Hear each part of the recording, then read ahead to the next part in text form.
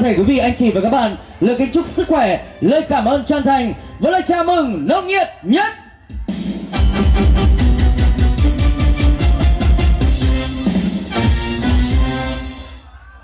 Thưa quý vị, và ngày hôm nay là một ngày thật đặc biệt.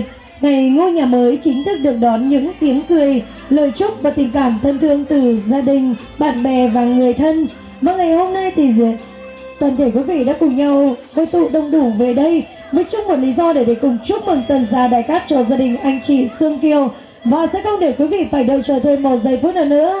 Ngay giây phút này, trân trọng kính mời quý vị sẽ cùng hướng nhìn của mình về phía cánh cổng sân rạp và vang lên những tràng vỗ tay thật lớn, thật nồng nhiệt để cùng chào đón tân gia chủ, đó chính là anh chị Sương Kiều, sẽ cùng di chuyển về phía trung tâm sân khấu để cùng ra mắt diện kiến tới toàn thể quý vị. Trân trọng kính mời. Thưa quý vị thân mến, chúng ta đang nhìn thấy những nụ cười đang nở trên môi của đại gia đình chúng tôi trong buổi trưa ngày hôm nay. Họ đang nắm chặt tay nhau cùng với những người con tiến lên lễ đài để ra mắt tới toàn thể quý vị. Một tràng pháo tay thật lớn nữa để cùng chào đón đại gia đình. Thưa quý vị, và như vậy là những nhân vật quan trọng nhất trong buổi trưa ngày hôm nay đã có mặt trên trung tâm sân khấu rồi. Quả đúng là lời chào thì sẽ cao hơn mâm cỗ.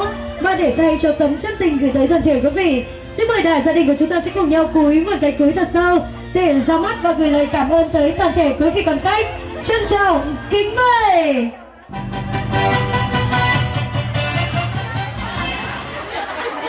Dạ vâng ạ, kính thưa quý vị, anh chị và các bạn thanh niên thân mến, phải nói rằng gia đình là nơi hạnh phúc được bắt đầu, và ở đó thì tình yêu không bao giờ kết thúc. Cuốn theo dòng chảy của thời gian, sống trong cuộc đời này thì ai cũng hằng mơ ước sẽ có cho mình một cuộc sống ấm no hạnh phúc.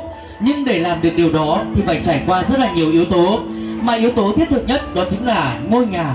Kính thưa quý vị thân mến, gia đình anh chị Sương Kiều họ đã chung sống với nhau bằng một tình yêu chung thủy, cùng nhau cố gắng không biết mệt mỏi trong cuộc sống. Và đến ngày hôm nay đây, anh chị đã xây dựng được một ngôi nhà thật khang trang, sạch đẹp, một không gian đẹp và một ngôi nhà thật tuyệt vời đã được mọc lên tại bản Lào, xã Triềng La, huyện Thuận Châu, tỉnh Sơn La của chúng ta. Vâng, thưa quý vị thân mến, hôm nay ngày lành tháng tốt, gia đình anh chị Sương Kiều long trọng tổ chức lễ mừng tân gia Đại Cát với sự hiện diện có mặt đông đủ của quý vị. Hôm nay là niềm hạnh phúc nhân đôi cho gia chủ của chúng tôi trong buổi trưa ngày hôm nay. Thì thưa quý vị, và ngày hôm nay thì được xem là một ngày thật đẹp, tháng thật lành. Ngày 3 tháng 2 năm 2026, tức ngày 16 tháng 12 của năm Ất Tỵ, được sự cho phép của cơ quan chính quyền địa phương và sự đồng tình nhất trí của tất cả các thành viên trong gia đình. Chính vì thế đã lựa chọn ngày hôm nay để cùng tổ chức buổi tiệc mừng tân gia Đại Cát. Và ngày hôm nay đặc biệt hơn nữa có sự hiện diện chứng kiến của toàn thể quý vị quan khách đã cùng nhau trở về đây để cùng chung vui và chúc mừng cho gia đình. Và anh Quang Toản ơi, sẽ không để quý vị phải đợi chờ thêm một giây phút nào nữa. Ngay sau đây, ban tổ chức xin được trinh trọng tuyên bố lễ mừng tân gia Đại Cát của gia đình anh chị Sương Kiều chính thức được bắt đầu. Một tràng pháo tay thật lớn để cùng chúc mừng thưa quý vị. Và xin mời đại gia đình của chúng ta cùng nở những nụ cười thật tươi lên đi ạ.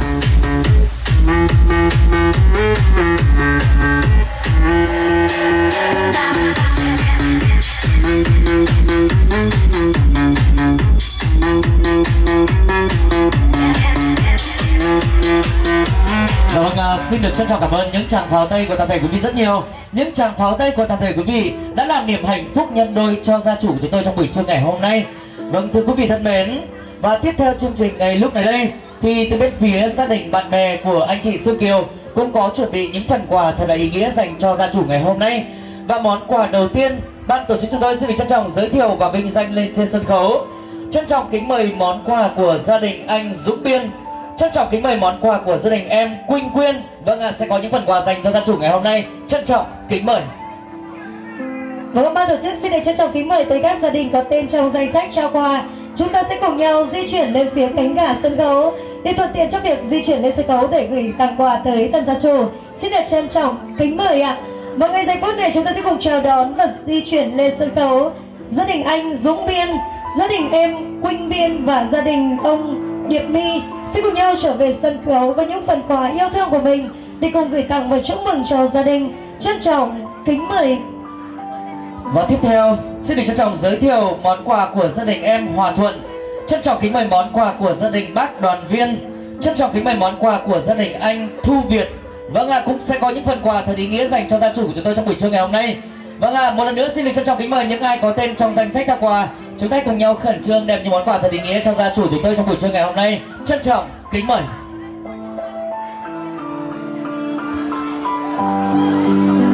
Kính thưa quý vị, và theo phong tục truyền thống của người Việt thì lễ mừng tân gia không chỉ là dịp để mừng ngôi nhà mới mà còn là lời cầu chúc cho gia đình luôn bình an, hạnh phúc, làm ăn phát đạt và gặp nhiều may mắn trong cuộc sống.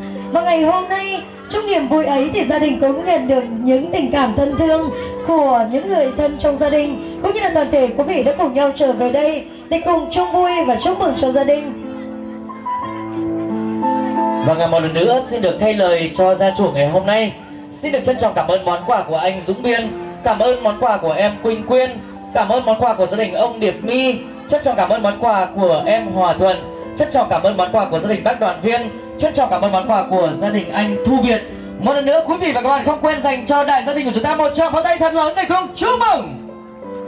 Trước một tinh lại của mẹ Vinh Ông, sang món cho ơn ở ai sừng kiểu đi qua, chẳng dần nặng hơn ải liều của trắng mi khổng lớn, chẳng dần nặng hơn em liều của trắng mi khổng lì, chẳng dần lại pì lại mua của trắng mi hơn quảng làng sùng sắc mà đi mớ, pì bay na, chẳng sáu mò nặng hơn là má ló lê ha, chẳng sáu sao nặng hơn là má xày, có cho nghề lẩy hơn xày mẹ hổng cần hết bò mẹ Vinh Ông ơi. Sao mà đi qua, chưa người ai cái trong bài hà lẩy mưa lì bên chân, mưa sắn bên chép mưa lẹp chứ lì pì chân bờ mà, có chẳng lẩy là hấp khẩn mưa non, là con cẩn mưa số, lách nơi cẩn mưa mả mưa bè, thảo ké cẩn mưa bẩn mưa dân, chứ số dân mấn pì xé nào, khẩu kín đều ngua bè lại lăn, thanh ngày na bút đầm chiếc bền ngạp buông hoang phần, chứ số phần dần dần xé nào bắt pì, chiếc bền hươn làng lì báo mi chưa là trải tên lò bò mẹ pì nồng ơi, há và giản to bắp mả bắp bè, bắp mẩn mưa dân. Mà đi gửi ai của trắng lẩy kiếm lẩy cắp phát luồng nó chén lẩu cầu hòm mà dệt thịt dệt câu số bò số mè số bản số cuống cả bà mớ các đi đồ làn của trắng lẩy hền bò mè pinong số lại na lung tà số lại bàn pinong bản số lại phường của cháu cắn thấy lắm nữa xử lý biểu kiềng ông cắn bác gì nào vía bản bấu trà bác gì nào vía na bấu ổ lại tổ tạch tổ liềng bó lét của cháu cắn mắt tủng mắt tôm mà trông măng gân mở gân quảng làng sùng đường chuôn ở ai sừng kiều của bà mớ lưu làn nó của bà biết sằng hơn xưa sau lại tàng nả chuôn mít bắp mà ba bàn cái đi đường làn cờ gió chúc buồn phước xuân trong tuổi hảo rú xiềng sáng nằm hủi bó lên sờ hoa cha đi sáng bảng chú chơi ngào tuổi cái thảo cái hỏi mần ké dân hằng lệ nơ chúc mừng ở bò mẹ pin hồng hao lăng trao phở gạo hoàn cân manh phụ dây việt bản túm chả bàn phụ dây cán mương túm chả hồ phụ bạch ca lại ếm bản cong phụ rú nòng rú na mít bà tổ màu liêng đu tàu hở mắt nhớ sùng dao phụ ấy mít bờ sáu lại bao phụ cho bàn hết đi làn hở mấy làn bao phong ino và cả dây sang đi này cây sang đi pen hở mắt này trôi láng áo cho con mình đã bao em đâu cho phụ cho con lên nè. Vâng, xin được trân trọng cảm ơn em Kim Dung đã có những lời chúc thật là tuyệt vời với các quý vị. Vâng, kính thưa quý vị thân mến, và ngay sau đây tiếp tục chương trình thì bên ban tổ chức chúng tôi cũng có chuẩn bị những chén rượu thật là ngọt ngào dành chúc cho đại gia đình anh chị Sương Kiều được làm ăn tấn tài tấn lộc tấn bình an, tiền vào thì như nước sông Đà, tiền ra thì nhỏ giọt như cà phê phin. Và năm nay xây dựng được một ngôi nhà thật khang trang sạch đẹp, và chúc cho anh chị sang năm sẽ mừng ô tô 4 bánh để cùng nhau đi du lịch khắp nơi trên thế giới. Một tràng pháo tay thật lớn hơn để cùng chúc mừng ạ.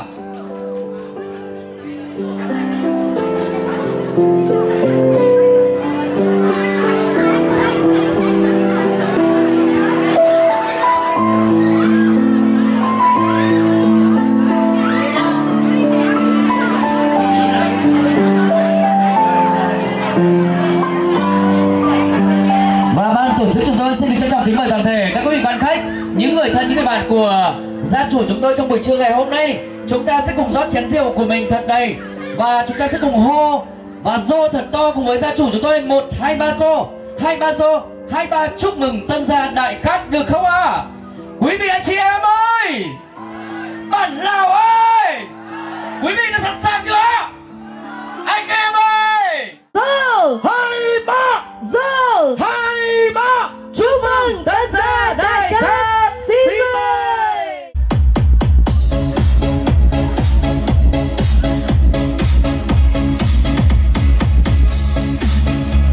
Vâng, một lần nữa xin được thay lời cho gia chủ ngày hôm nay. Xin được trân trọng cảm ơn những tình cảm quý báu của tập thể quý vị quan khách đã không quản ngại đường xã xa xôi, cùng nhau bất chút thời gian và ngọc của mình đặt về chung vui cùng với gia chủ ngày hôm nay.